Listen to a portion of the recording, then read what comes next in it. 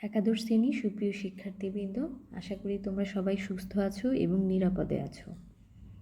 পৌরনীতি ও সুশাসন অনলাইন ক্লাসে তোমাদের স্বাগত জানাচ্ছি।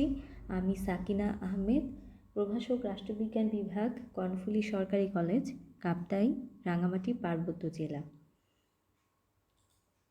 প্রিয় শিক্ষার্থীবৃন্দ, তোমাদের সবার প্রতি শুভকামনা জানিয়ে আমি আমার ক্লাস শুরু করছি। আমার আজকের ক্লাসের আলোচ্য বিষয় হচ্ছে সুশাসনের সমস্যা সমাধানের উপায়সমূহ। তো আমি বিগত ক্লাসে আলোচনা করেছিলাম সুশাসনের সমস্যাগুলো নিয়ে। আজকে সমস্যাগুলো সমাধানের উপায় নিয়ে আলোচনা করব। তো সুশাসন প্রতিষ্ঠার ক্ষেত্রে যে সমস্যাগুলো হয়ে থাকে তার মধ্যে উল্লেখযোগ্য যে সমস্যাগুলো সমাধানের যে উপায়গুলো সেগুলো হচ্ছে, তো এই পদক্ষেপগুলো গ্রহণের মাধ্যমে আমরা সুশাসন প্রতিষ্ঠার যে সমস্যাগুলো সেগুলো সমাধান করতে পারি। প্রথম যে বিষয়টি সেটা হচ্ছে সংবিধানে মৌলিক অধিকারের সন্নিবেশ ও তা বাস্তবায়ন।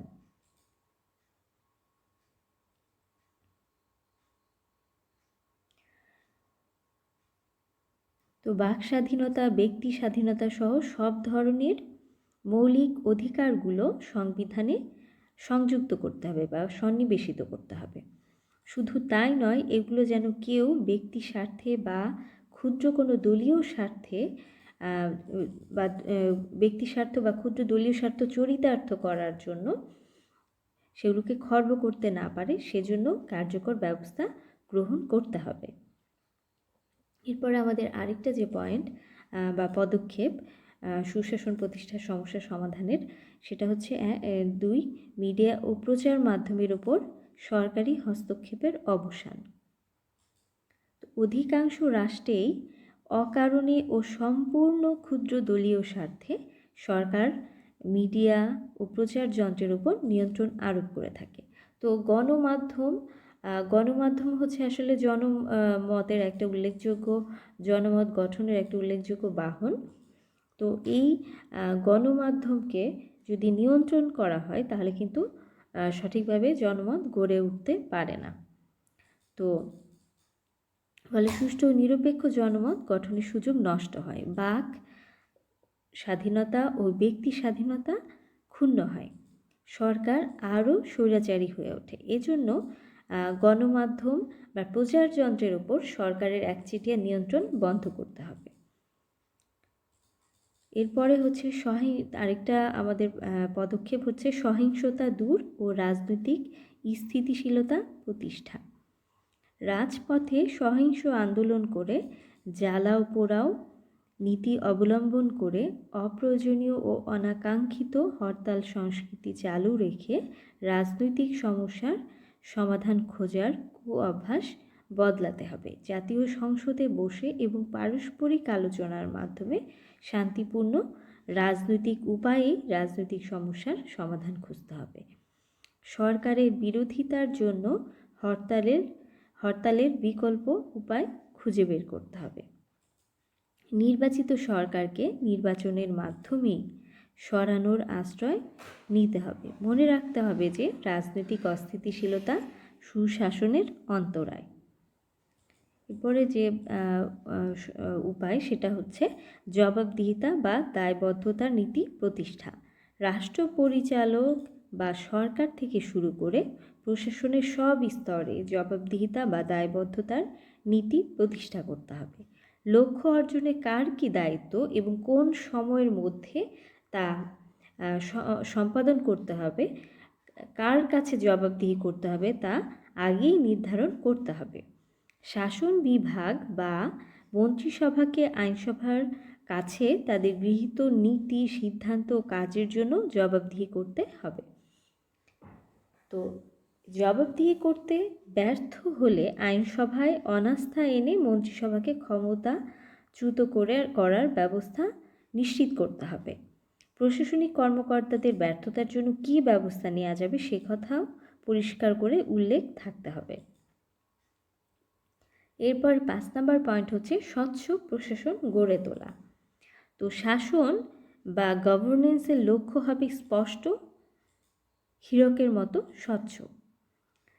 শাসনের স্বরূপ, শাসকের কাজকর্ম, প্রণীত আইনকানুন এমন হতে হবে যেন তা সকল নাগরিকের বোধগম্য হয়।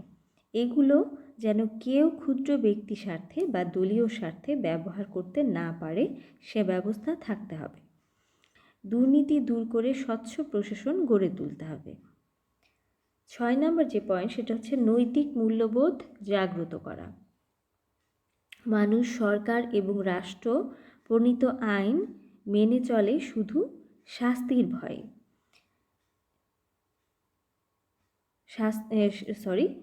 শুধু শাস্তির ভয়ে নয়। মানুষ বিবেকবোধ, প্রজ্ঞা, উচিত অনুচিত, ভালো মন্দ বিচার করেও রাষ্ট্র এবং সরকারকে মেনে চলে।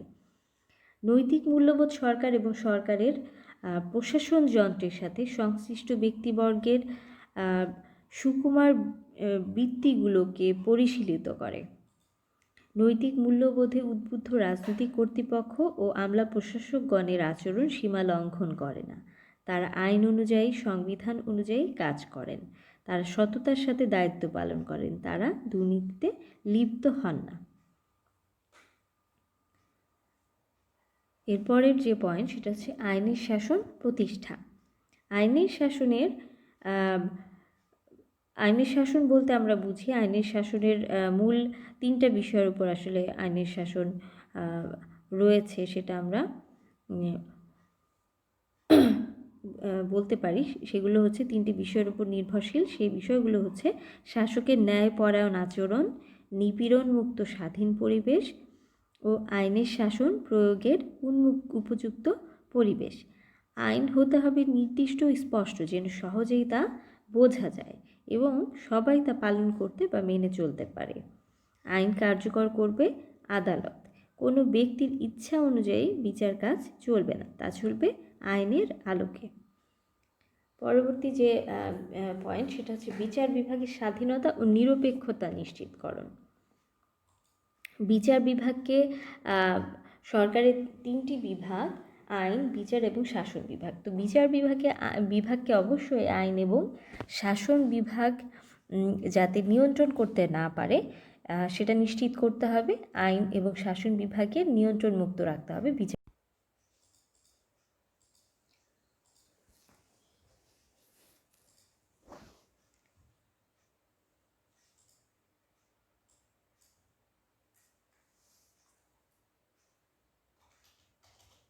বিচার বিভাগের স্বাধীনতা ও নিরপেক্ষতা নিশ্চিত করা সম্ভবপর হলেই সুশাসন প্রতিষ্ঠার পথ সুগম হবে। সুপ্রিম জুডিশিয়াল কাউন্সিলের মাধ্যমে হাইকোর্ট ও আপিল বিভাগে বিচারক নিয়োগ করতে হবে। জেলা ও অধস্তন আদালতগুলোর বিচারক নিয়োগ করতে হবে প্রতিযোগিতামূলক পরীক্ষার মাধ্যমে। এরপর হচ্ছে সরকারের দক্ষতা বৃদ্ধি।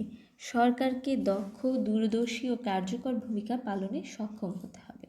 দক্ষতা বৃদ্ধির জন্য তথ্যের সহজলভ্যতা সৃষ্টি করতে হবে, প্রশিক্ষণের ব্যবস্থা গ্রহণ করতে হবে, সেমিনার, সিম্পোজিয়াম করতে হবে, সুশাসন প্রতিষ্ঠার অনুকূল পরিবেশ সৃষ্টি করতে হবে, দক্ষ ও দূরদর্শী নেতৃত্ব প্রতিষ্ঠা করতে হবে। 10 নম্বর পয়েন্ট হচ্ছে দুর্নীতি প্রতিরোধ বা নিয়ন্ত্রণ। তো দুর্নীতি বলতে আমরা বুঝি নীতি বিরোধী যে কোনো কাজ, সেটাই হচ্ছে দুর্নীতি। তো দুর্নীতির বিস্তার নিয়ন্ত্রণ বা প্রতিরোধ করার জন্য সভা সমিতি, সেমিনার, সিম্পোজিয়াম করতে হবে। শিক্ষা প্রতিষ্ঠানগুলোতে দুর্নীতি বিরোধী আলোচনার ব্যবস্থা করতে হবে। প্রয়োজনে সিলেবাসে দুর্নীতি বিরোধী বিষয় অন্তর্ভুক্ত করতে হবে। এছাড়াও নৈতিক মূল্যবোধ, ধর্মীয় অনুশাসন দ্বারা জনগণের মনে দুর্নীতি, স্বজনপ্রীতি সম্পর্কে ঘৃণা পোষণ করার মানসিকতা সৃষ্টি করতে হবে। এরপরে হচ্ছে সুযোগ্য নেতৃত্ব।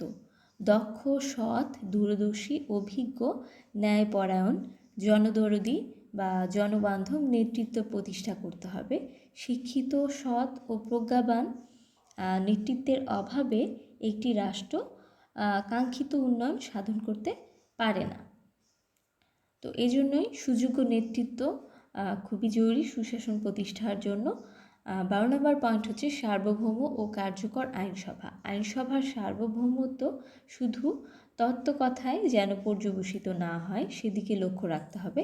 রাষ্ট্রের সকল ধরনের সমস্যার সমাধান খুঁজতে হবে আইনসভায় বসে যুক্তিতর্কের মাধ্যমে, আলাপ আলোচনা করার মাধ্যমে। আইনসভাকে বাদ দিয়ে রাজপথে আন্দোলনের মাধ্যমে দাবি দেওয়া আদায়ের যে অভ্যাস সেটা ত্যাগ করতে হবে। অকারণে ঘন ঘন সংসদ বয়কট বা এখান থেকে ওয়াকআউট করা যাবে না। সংসদে অনুপস্থিত থাকার সময়সীমা কমাতে হবে। সকল সদস্যের, বিশেষ করে বিরোধী দলীয় সংসদ সদস্যদের আলোচনার সুযোগ দিতে হবে। 13 নম্বর যে পয়েন্ট সেটা হচ্ছে জন অংশগ্রহণের অনুকূল পরিবেশ সৃষ্টি। রাষ্ট্র ব্যবস্থার সর্বোচ্চ পর্যায় থেকে একদম তৃণমূল পর্যায় পর্যন্ত জনগণের অংশগ্রহণের সুযোগ সৃষ্টি করতে হবে। স্থানীয় স্বায়ত্তশাসিত প্রতিষ্ঠানগুলোকে স্বনির্ভর ও স্বশাসিত করার জন্য যথোপযুক্ত ব্যবস্থা গ্রহণ করতে হবে। নীতি প্রণয়নে নাগরিকদের সম্পৃক্ততা বৃদ্ধি করতে হবে। 14 নম্বর পয়েন্ট সেটা হচ্ছে স্বাধীন কর্ম কমিশন প্রতিষ্ঠা। জনপ্রশাসনে নিয়োগ এবং পদোন্নতির জন্য মেধাবী ও যোগ্য প্রার্থী বাছাই করতে হবে। এজন্য নিরপেক্ষ, সৎ ও প্রজ্ঞাবান ব্যক্তি সমন্বয়ে কর্ম কমিশন গঠন করতে হবে। 15 নম্বর যে পয়েন্ট সেটা হচ্ছে স্বাধীন নির্বাচন কমিশন। রাজনৈতিক দল গঠন ও পরিচালনায় স্বচ্ছতা আনতে হবে। দলগুলোর নিবন্ধন বাধ্যতামূলক করতে হবে। দলের ভেতরে গণতন্ত্র চর্চা, স্বচ্ছ ও অবাধ নির্বাচন অনুষ্ঠানের জন্য স্বাধীন নির্বাচন কমিশন গঠন করতে হবে। 16 নম্বর পয়েন্ট হচ্ছে স্বাধীন মানবাধিকার কমিশন গঠন। মানবাধিকার লঙ্ঘন যেন না হয়, কারো ওপর যেন না করা হয়, সরকার যেন অন্যায় নির্যাতন না করতে পারে তা দেখার জন্য মানবাধিকার কমিশন গঠন করতে হবে। 17 নম্বর পয়েন্ট হচ্ছে জনস্বার্থকে প্রাধান্য প্রদান। সমাজের বৃহৎ জনগোষ্ঠীর সার্বিক কল্যাণ সুশাসনের লক্ষ্যে হয় এই প্রক্রিয়ায় জনগণের সম্পৃক্ততা অপরিহার্য। এ অংশগ্রহণ সম্ভবপর হয় যখন গভর্নেন্স উক্ত জনগণের স্বার্থ সংশ্লিষ্ট বিষয়ে পরিণত হয়। তো শাসন যখন জনগণের স্বার্থকে প্রাধান্য দিয়ে করা হবে সেটা কিন্তু সুশাসনকে নিশ্চিত করবে। লক্ষ্য নির্ধারণ এবং অগ্রাধিকার বিবেচনায় পারঙ্গমতা। তো সুশাসন প্রতিষ্ঠা করতে হলে লক্ষ্য নির্ধারণ এবং অগ্রাধিকার বিবেচনায় অবশ্যই দূরদর্শী হতে হবে। 19 নম্বর পয়েন্ট হচ্ছে দারিদ্র্য দূরীকরণ। দারিদ্র্য দূরীকরণে পরিকল্পিত উদ্যোগ গ্রহণ করতে হবে। দরিদ্র জনগোষ্ঠী কে নিয়ে আসলে দারিদ্রতা নিয়ে সুশাসন প্রতিষ্ঠা করা সম্ভব নয়। তো দারিদ্র্য দূরীকরণের জন্য অবশ্যই পরিকল্পনা গ্রহণ করতে হবে। স্থানীয় সরকার কাঠামো শক্তিশালীকরণ। স্থানীয় সরকারকে শক্তিশালী করতে হবে। স্থানীয় সরকারকে পর্যাপ্ত ক্ষমতা প্রদান করার পাশাপাশি এর উপর থেকে সরকারের নিয়ন্ত্রণ হ্রাস করতে হবে। স্থানীয় সরকার যদি শক্তিশালী হয় তাহলে দেখা যাবে তৃণমূল পর্যায়ে শক্তিশালী নেতৃত্ব গড়ে উঠবে, জনগণের অংশগ্রহণ নিশ্চিত হবে। এরপরে হচ্ছে জনসচেতনতা বৃদ্ধি। সুশাসন কিভাবে সুশাসন নিশ্চিত করা যাবে, এক্ষেত্রে জনগণ ও সরকারের কী করণীয় রয়েছে সে সম্পর্কে প্রচার প্রচারণার মাধ্যমে জনসচেতনতা বৃদ্ধি করা সম্ভব। এরপর হচ্ছে 22 নম্বর পয়েন্ট সাম্প্রদায়িক সম্প্রীতি প্রতিষ্ঠা।